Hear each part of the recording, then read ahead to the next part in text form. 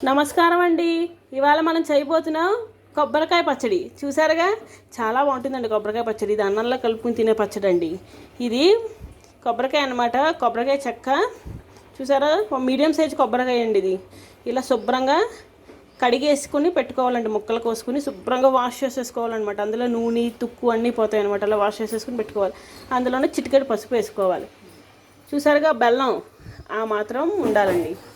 1.5 చెంచా ఉప్పు, చింతపండు ఒక పెద్ద నిమ్మకాయ సైజు అంత చింతపండు ఉండాలి, ఇంగువ, అలానే మినప్పప్పు, శనగపప్పు, ఆవాలు, మెంతులు, ఎండుమిరపకాయలు, పచ్చిమిరపకాయలు.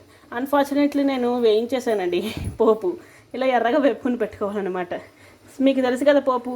మినప్పప్పు చెంచా, 2 చెంచాలు, శనగపప్పు చెంచా, ఆవాలు 2 చెంచాలు, మెంతులు 1 చెంచా, ఇంగు తగినంత, పచ్చిమిరపకాయలు 8 పచ్చిమిరపకాయలు తీసుకోవాలి.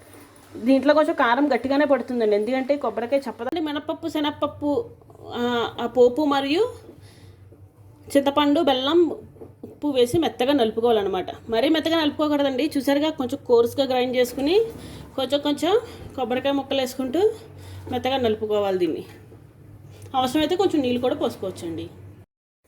చూసారు కదండి, ఇలా మెత్తగా నలుపుకోవాలన్నమాట. కొబ్బరికాయలు వేసి కొంచెం వాటర్ పోసుకుంటూ ఇలా మెత్తగా నలుపుకోవాలండి. ఇప్పుడు దీన్ని మనం ఒక బౌల్లోకి ట్రాన్స్ఫర్ చేసుకోవాలి కదండి. మా అత్తమ్మ చేసిన కొబ్బరికాయ పచ్చడి చూసారుగా, ఎంత చక్కగా ఎంత కలర్ఫుల్గా ఉందో. ఇది కానీ